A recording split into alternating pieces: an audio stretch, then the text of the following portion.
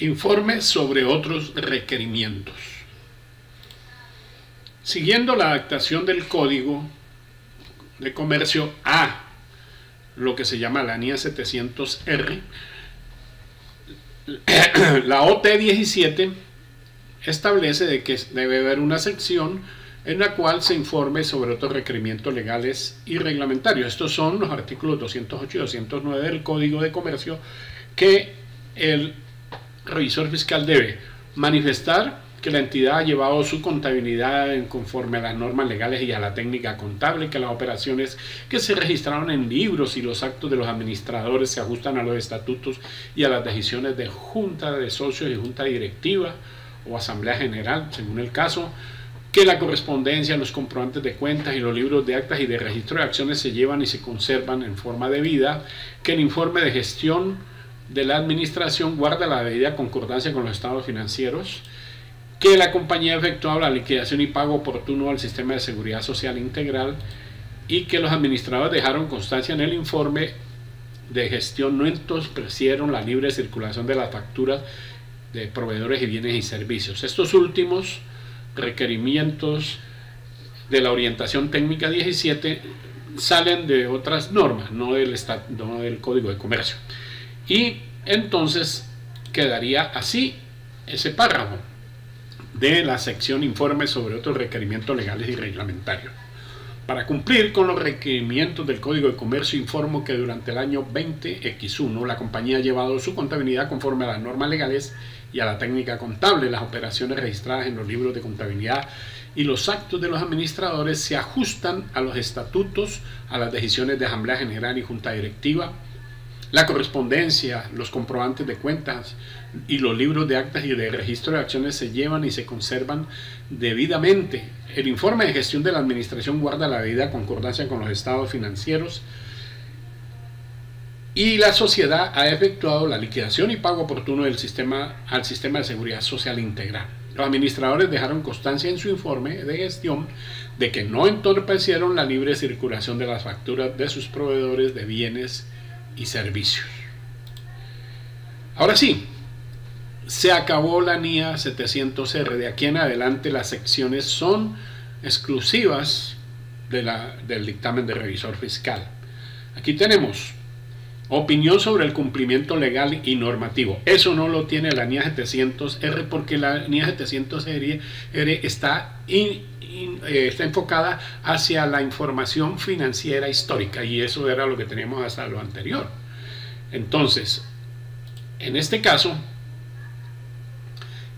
debe haber una opinión sobre el cumplimiento legal y normativo que ya parte se estableció en el anterior, eso es el Código de Comercio, y debe decir, eso lo dice la OT 17, que el revisor fiscal debe manifestar que efectuó mediante la aplicación de pruebas selectivas la evaluación del grado de cumplimiento de las disposiciones legales y normativas por la administración, así como el funcionamiento del control interno, el cual es responsabilidad de la administración, algo que decíamos que faltaba en las secciones anteriores, aquí se coloca. Para efectos de la evaluación del cumplimiento legal y normativo, utilicé los siguientes criterios. Allí, en esta lo que nos está requiriendo la OT 17 es lo que llamo yo el fundamento de esa opinión sobre el cumplimiento legal y normativo. ¿Cuáles son los criterios que se utilizó el revisor fiscal? Normas legales que afectan la actividad de la entidad, estatutos de la entidad, actas de asamblea y de junta directiva, otra documentación relevante y todo hecho con base en pruebas selectivas. Entonces, la opinión quedaría de la siguiente manera. En mi opinión, la entidad ha cumplido razonablemente en todos los aspectos importantes las disposiciones estatutarias, decisiones de Asamblea General de Accionistas y de la Junta Directiva, así como las leyes y regulaciones aplicables. Esa es la opinión. Ahora sí, ¿cuáles son los fundamentos de esa opinión? Fundamentos de la opinión sobre el cumplimiento legal y normativo. Mi trabajo se efectuó mediante la aplicación de pruebas selectivas para evaluar el grado de cumplimiento de las disposiciones legales y normativas por la administración de la entidad. Para efectos de la evaluación del cumplimiento legal y normativo, utilicé como criterios adecuados la normatividad existente en materia constitucional, comercial, civil, laboral, tributario, que afectan la actividad de la entidad, además de los estatutos de la entidad, actas de asamblea y de junta directiva y otra documentación relevante. Entonces, en la orientación técnica 17 no se establece de que haya un título, una sección titulada Fundamentos de la Opinión, pero de ahí se deduce. Entonces no estamos sino organizando en una forma más apropiada y coherente con el cuerpo total del dictamen. No estamos yéndonos más allá de lo que dice la OT, estamos respetando ese mínimo y colocándole una mejor organización. Ahora bien, otra sección que no existe en la NIA 700R, opinión sobre el control interno. Por eso era tan importante que definiéramos una sección con un título sobre qué, porque la opinión de la información financiera y la opinión del control sobre el control interno y la opinión sobre el cumplimiento legal y normativo son cosas muy diferentes y tienen que estar diferenciadas dentro del dictamen. Entonces, ¿cómo quedaría? La OT 17 dice manifestar el criterio adecuado para la evaluación del sistema de control interno, que puede ser COSO o la metodología definida por el revisor fiscal. Sí, sabemos que el COSO es un referente, es un estándar, pero no es el único. Lo más lógico es que se use COSO. Entonces, ¿cómo quedaría? En mi opinión, el sistema de control interno de la entidad es razonablemente eficiente y eficaz en todos sus aspectos importantes, de conformidad con el marco referencial internacional de control interno COSO, por sus siglas en inglés. Si usa otro marco, pues ahí se colocaría ese marco. La OT 17 no dice que hay que fundamentar la opinión sobre el control interno, pero como digo, hay que ser coherentes. Si fundamentamos la opinión sobre la información financiera histórica, también debemos fundamentar la opinión sobre el control interno, así como fundamentamos la opinión sobre el cumplimiento legal. La OT 17 dice que debe obtener un conocimiento del control interno relevante para la auditoría con el fin de diseñar procedimientos de auditoría que sean adecuados en función de las circunstancias con la finalidad de expresar una opinión sobre la eficacia del control interno de la entidad. En este punto se está dando cumplimiento a la NAGA número 2 sobre el trabajo, relativas al trabajo, que es obtener conocimiento del control interno. Pero en este caso no es para establecer procedimientos de auditoría para llegar a la evidencia, o sea, determinar cuáles son los procedimientos, cuándo se van a aplicar y con qué alcance, sino que son para dar una opinión sobre la eficacia del control interno de la entidad. Entonces, ¿cómo quedaría esto? Esto es los fundamentos de la opinión sobre control interno. Mi examen requirió la realización de procedimientos para la obtención de evidencia suficiente y adecuada sobre la eficiencia y eficacia del sistema de control interno de la entidad de conformidad con el marco referencial internacional de control interno COSO, por sus siglas en inglés. El control interno de la entidad es un proceso efectuado por los encargados del gobierno corporativo, la administración y todo el personal designado para proveer razonable seguridad en relación con la información confiable, cumplimiento de las normas internas y externas y el logro de un alto nivel de efectividad y eficiencia en las operaciones. Como quien dice, fundamentamos nuestra opinión sobre el control interno sobre los objetivos que establece el COSO sobre el control interno. Otra sección es énfasis y otras cuestiones. En este caso, énfasis y otras cuestiones se refiere no a la NIA 700 revisada, sino a la NIA 706 revisada. La OT 17 estableció de que se debería incluir en el dictamen del revisor fiscal.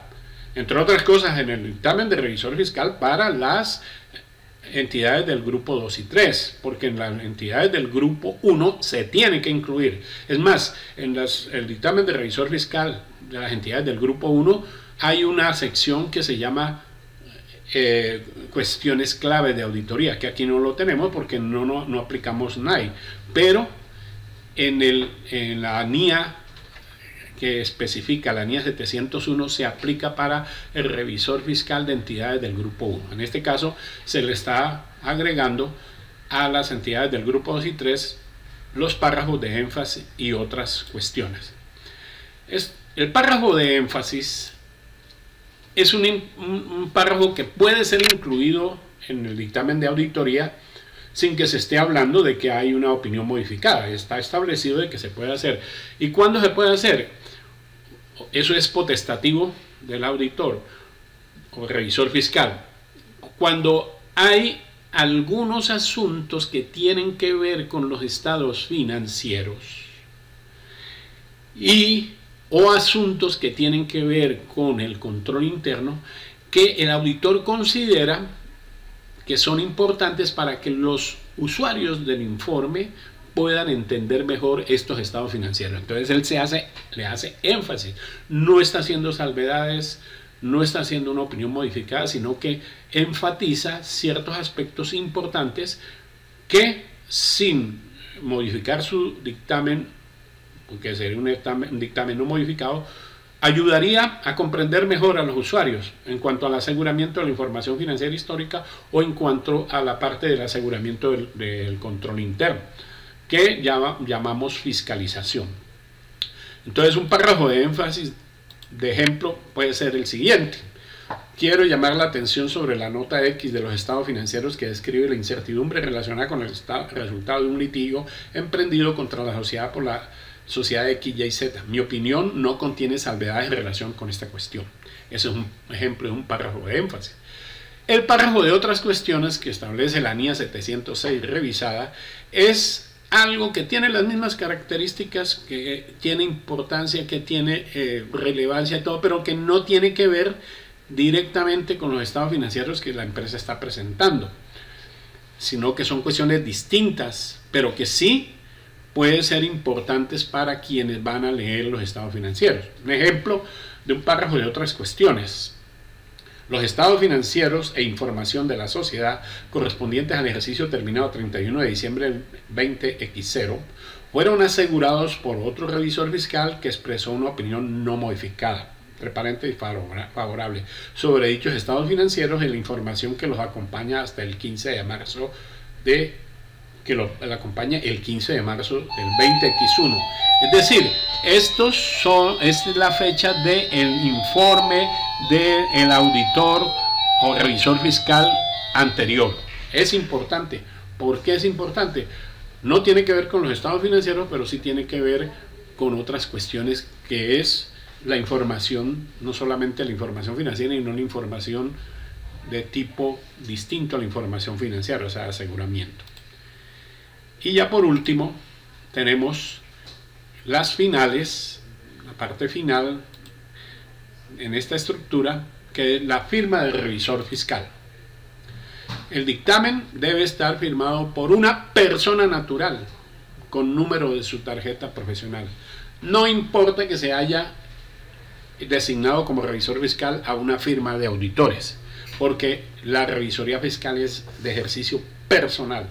Entonces, en este caso, tenemos el nombre del revisor fiscal y su tarjeta profesional. Ahí está dando quién es el responsable del informe.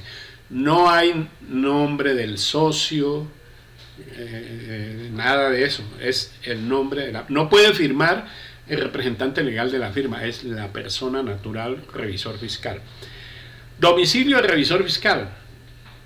No me gusta que la orientación técnica 17 del Consejo Técnico de la Contaduría Pública estableciera, dice: el dictamen del revisor fiscal indicará el lugar de la jurisdicción que el revisor fiscal ejerce. Perdón, no podemos hablar de jurisdicción, eso se hace en la NIA 700R porque es para todos los países del mundo y jurisdicción significa país.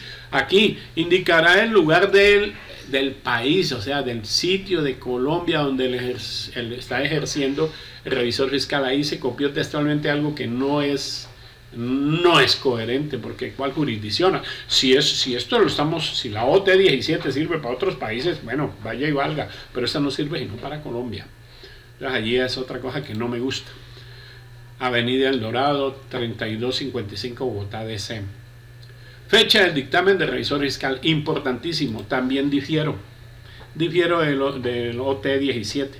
El dictamen del revisor fiscal estará fechado y debería coincidir con la fecha de autorización para la emisión y publicación de los estados financieros definida por la entidad. Perdone, Consejo Técnico, no es así.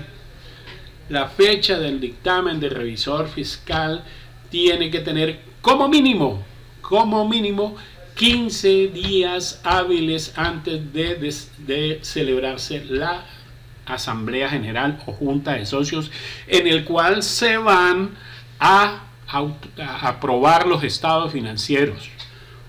Y porque es distinto, es muy distinto. El revisor fiscal sigue ejerciendo. En un auditor externo de estados financieros, la fecha es cuando el auditor externo sale de las oficinas del cliente y se va a redactar su informe. Aquí no, él sigue. Entonces, ¿por qué 15 días hábiles? Porque si el informe tiene, por ejemplo, la fecha de la realización de la Asamblea General de Accionistas, para la superintendencia respectiva va a implicar que el dictamen del revisor fiscal no estuvo a disposición de los accionistas para ejercer su derecho de inspección, no estuvo disponibilidad, por lo tanto no debe tener esa fecha. Ahora, es muy posible, y eso sí se podría entender, que eso es lo que trató de decir la OT 17, que es la fecha en que los estados financieros fueron presentados a junta directiva para su preaprobación para poderlo mandar a la Asamblea General. No digo que no, ahí van incluido el informe de revisor fiscal y puede tener esa fecha, que es mucho más anterior que la Asamblea General. O sea, por ejemplo, la Asamblea General se celebra el marzo 31 y los estados financieros y su dictamen de revisor fiscal fueron presentados el 1 de marzo. Está bien, puede llevar esa fecha, puede llevar. Lo que sí no puede llevar, que es una restricción, es que tenga fecha de 31 de marzo, porque ahí viola el derecho de inspección. Entonces, esto es todo lo que hemos establecido como una adaptación de las normas internacionales de auditoría a el dictamen del revisor fiscal para empresas del grupo 2 y 3 mediante la orientación técnica 17.